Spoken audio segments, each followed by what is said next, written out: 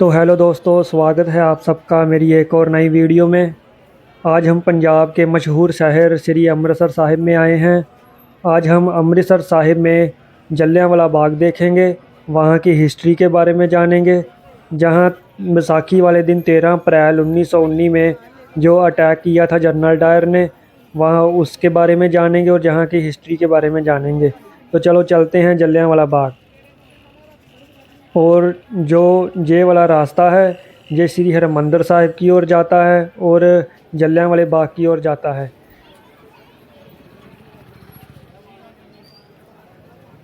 अगर आप में से कोई भी जो मेरी ये वीडियो देख रहा है पहले जलियांवाले बाग जहाँ श्री हरिमंदिर साहिब नहीं आया, तो आपको मेरा सजेशन है कि एक बार आप यहाँ ज़रूर आएँ, यहाँ ज़रूर देख कर जाएँ। जलियांवाला बाग भी देख कर जाएँ और श्री हरिमंदिर साहिब जी के दर्शन भी कर जाएँ। और ये जलियांवाले बाग की एक बेहतरीन और ख़ूबसूरत बिल्डिंग है।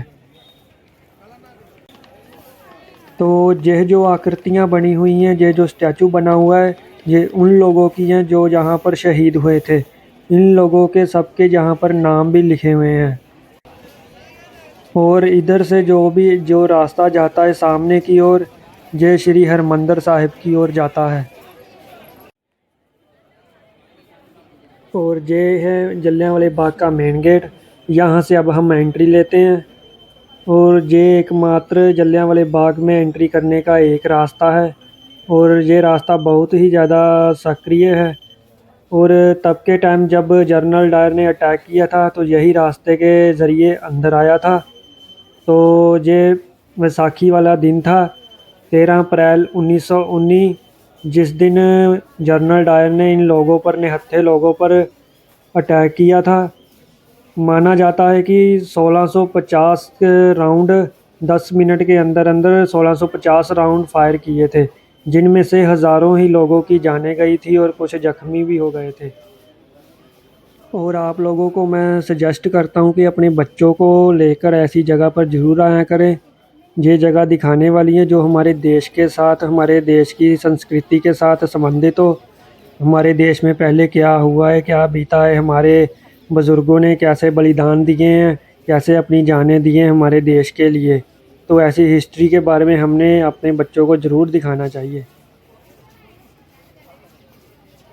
तो अब हम देखेंगे अमर ज्योत, जो 24 घंटे जहाँ पर जलती रहती हैं उन शहीदों के नाम पर, जिन्होंने हमारे देश के लिए बलिदान दिया है।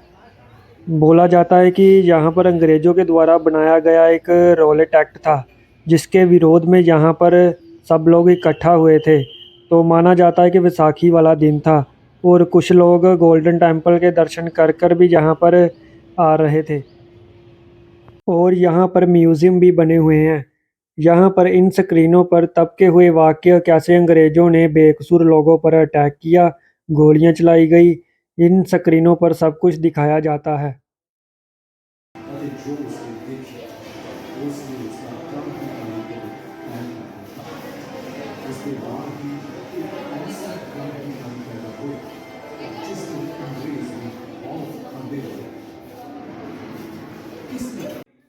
और ये शहीद ऊधम सिंह जी की अस्थियां हैं, जो 19 जुलाई 1974 को भारत वापस लाई गई थी और यहाँ पर जलियांवाले बाग में रखी गई हैं।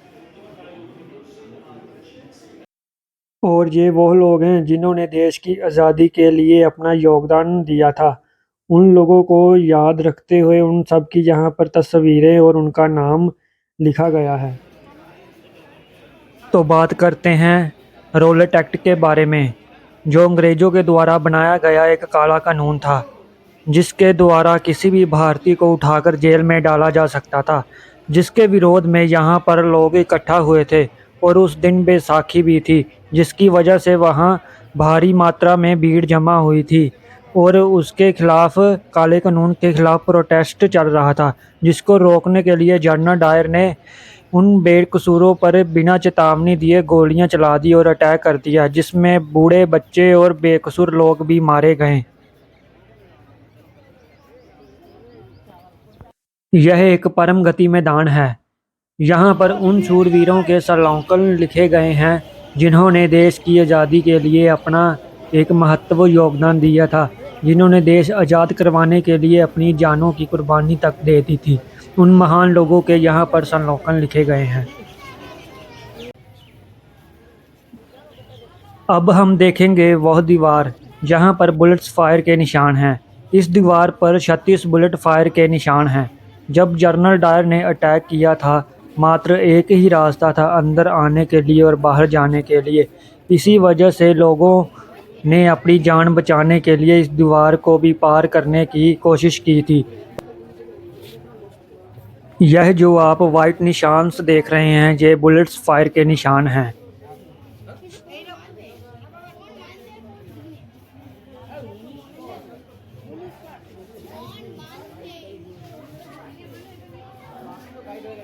और अब हम एक और दीवार देखेंगे जो उस टाइम की बनी हुई है।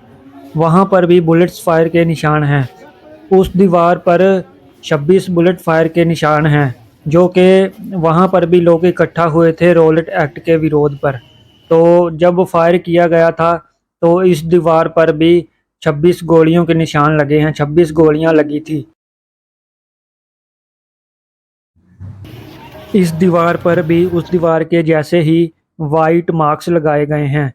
ये जो वाइट मार्क्स हैं, यहाँ पर ही बुलेट्स लगी हुई थी।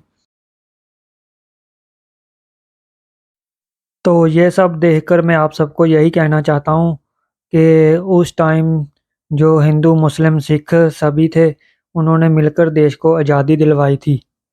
और पर हम आज के टाइम देखें तो आज हम राजनेताओं के पीछे लगकर उनकी बातों में आकर हम एक दूसरे के साथ लड़ रहे हैं, हिंदू मुस्लिम कर रहे हैं, सिख कर रहे हैं।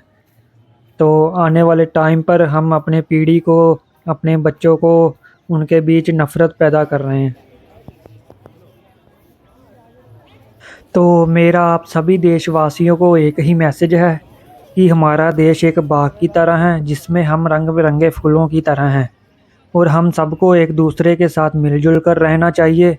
हमें उन देशभक्तों और शहीदों की कुर्बानियों को व्यर्थ नहीं जाने देना चाहिए।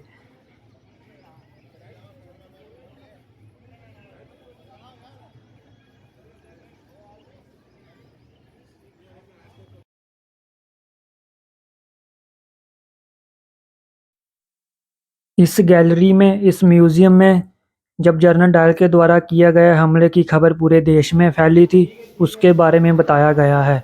तब के न्यूज़पेपर्स की फ़ोटोज़ वगैरह भी जहाँ पर लगी हुई हैं, और उन लोगों के स्टैचूज़ वगैरह भी लगे हैं।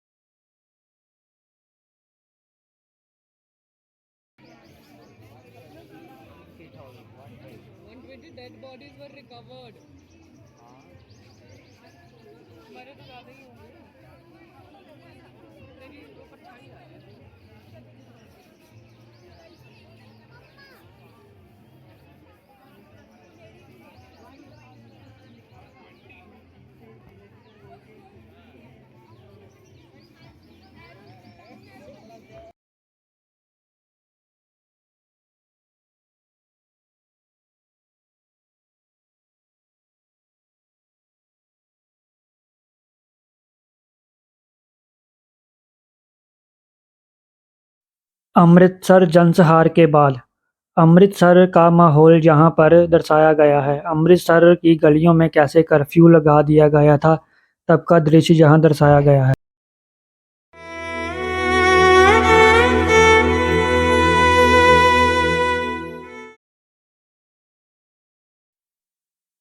वह रात 13 अप्रैल की, जिस दिन वह जख्मी लोगों की चीखों से पूरी रात गूंज उठी थी, उन लोगों के परिजनों के द्वारा बताया गया उनके हालात के बारे में यहाँ पर दर्शाया गया है। इन म्यूज़ियम में तब के हुए वाक़यों के बारे में बताया गया है। इस म्यूज़ियम में भारत के प्राचीन सभ्यता के बारे में बताया गया है, और पंजाब के पुरातन समय के बारे में भी बताया गया है।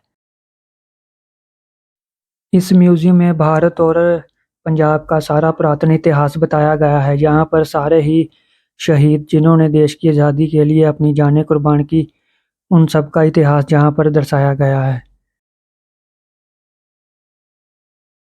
यह था हमारा पुराना पंजाब, जिसके बारे में दर्शाया गया है। यहाँ पर पूरी सभ्यता के बारे में बताया गया है। और ये है महाराजा रंजीत सिंह जी का स्टैचू, जो पंजाब के राजा हुआ करते थे। यह वो योद्धा लोग हैं जिन्होंने देश के खातिर अपनी जानें तक भी कुर्बान कर दी थी देश को आज़ाद करवाने के लिए। इन सबको दिल से सल्यूट है। लास्ट में अगर आप सबको ये वीडियो अच्छी लगी और कुछ सीखने को मिला हो तो आप वीडियो को लाइक कर सकते हो और चैनल को सब्सक्राइब भी कर सकते हो। కొంచెం